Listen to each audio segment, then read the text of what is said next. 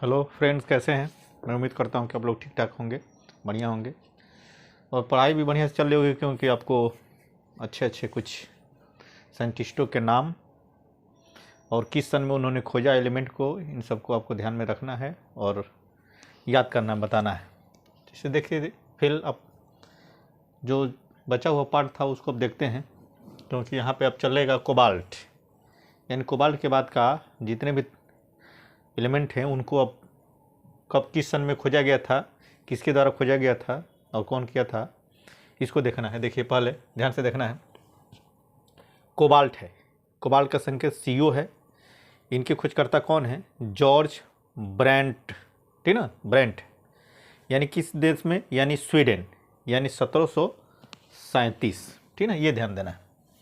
यह निकिल है, निकिल का यानी सिंबल होता है एक्सेल।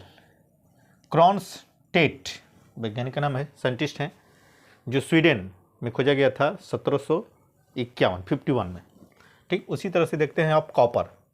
कॉपर का संकेत होता है Cu, लेकिन इसका डिस्कवरर पता नहीं है, क्योंकि ये प्राचीन काल में ही खोद दिए गए थे, इसलिए लिखा गया नोन टू एंशिएंट। मैंने इसका सन वगैरह और साइंटिस्ट मालूम नहीं है। मालूम ना होने का रीज़न क्या है आप लोगों को पहले भी बताया जा चुका है। उसके बाद आपका आता है जिंक, यानी जेडियन, इसका सिंबल होता है। एंड्रियाज मार्ग्राफ साइंटिस्ट का नाम है, जिन्होंने जर्मनी यानी 1746 में किया था, ठीक है। उसके बाद गैलियम, यानी GF सिंबल होता है। Paul Emile Lecoq de Boisbaudran scientist का नाम है, जिन्होंने फ्रांस में खोज किया था 1875 में। बहुत ध्यान से इसको याद करना है, नाम स्पेलिंग सहित बढ़िया तरीके से, नहीं तो फिर भूल जाएगा।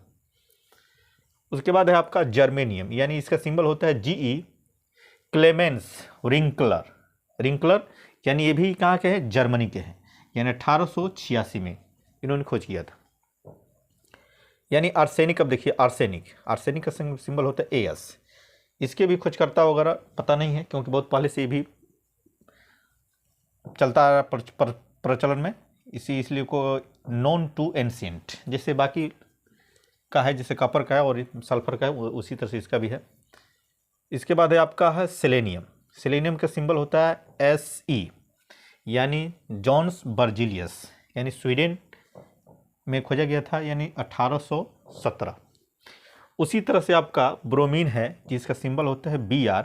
Antoine J Balard Carl J Lowig, यानी इतने नाम, यानी फ्रांस का हो जाएगा, यानी एंटोइन J बलाड फ्रांस के हो जाएंगे और कार्ल J लोइस जर्मनी के हो जाएंगे। यानी दो देशों के वैज्ञानिक मिलकर इसको खोज के थे, एक साथ काम कर रहे थे, उसके दौरान हुआ था 1826, ठीक है।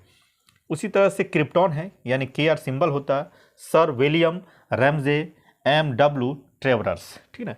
ये ग्रेट ब्रिटेन में खोजा गया था 1898 में। उसी तरह से आप आते हैं रुबिडियम पे, RB। R बर्नसेन, G किरचॉफ, जिनका नाम है वैज्ञानिक का, यानी ये भी जर्मनी के हैं, यानी 1861 में खोजा गया था। फिर अब आगे बढ़ते हैं तो देखते हैं स्टोंटियम। स्टोंटियम जिसको पढ़ा जाता है हिंदी में, स्टोंटियम इंग्लिश में पढ़ा जा रहा है। SR सिंबल होता है। इसका साइंटिस्ट हैं, खोजकर्ता A क्रॉफोर्ड, A क्रॉफोर्ड पढ़ेंगे इसको, क्रॉफोर्ड जिसको पढ़ सकते हैं आप। फिनलैंड, यानी 1794, ठीक ना। उसके बाद आपका आता है, नहीं सॉरी, A क्रॉफोर्ड का खोजकर्ता है कौन? स्कॉटलैंड, यानी 1790 में, ठीक ना। अब आते हैं इट्रियम। इट्रियम का सिंबल होता है Y, यानी जॉन गैडोलिन, ठीक ना, जिन्होंने फिनलैंड में खोज किया था 1794 में, ठीक है। अब इसके बाद देखते हैं आप जिरकोनियम। जिरकोनियम यानी JDR, यानी मार्टिन लेप्रोथ, यानी जर्मनी में खोज किए थे 1789, ठीक है। उसके बाद आता है नियोबियम, यानी इसका सिंबल होता है NB। चार्ल्स हैटचेट, ठीक ना, इंग्लैंड, यानी 1801 में। उसके बाद है मोलिब्डेनम, यानी यम्बो सिंबल होता है इसका MO, एम कैपिटल में रहेगा, स्मॉल में ओ रहेगा। कार्ल विल्हेल्म शीले, ठीक है, वैज्ञानिक का नाम है, स्वीडन में, यानी 1778 78। उसके बाद है टेक्नीशियम, टेक्नीशियम यानी टेक्नीशियम भी पढ़ा जाता है, टेक्नीशियम इंग्लिश में लिखा जाता है टीसी। कार्लो पेरेजियर एमिलियो एमिलियो सिग्रे हैं, इटली के हैं, यानी 1937 में, ठीक ना, खोज किए थे वो। इसके बाद रुथेनियम है, आरयूज जिसका सिंबल होता है। कार्ल लॉज, ठीक है, साइंटिस्ट का नाम है, जो रसिया में खोजे थे 1844 में। तो मैं उम्मीद करता हूँ कि वैज्ञानिक का नाम जो थोड़ा टेढ़ा है, टेढ़ा तो होगा क्योंकि विदेशी वैज्ञानिक है, नाम थोड़ा टेढ़ा होता है। हिंदी में भी कुछ अलग लिखा जाता है, लगभग अलग अलग राइटर लिखते हैं, और इंग्लिश में भी अलग अलग राइटर कुछ लिख देते हैं अलग, लेकिन स्पेलिंग इसके बस याद रखना है आपको, सोच समझ के बढ़िया तरीके से, कि स्पेलिंग जब याद रहेगी ना तब बढ़िया तरीके से इसको लिख सकते हैं, यही उम्मीद करता हूँ। इसमें घबराने की ज़रूरत नहीं है, क्योंकि अलग अलग राइटर अलग अलग ढंग से लिखते हैं।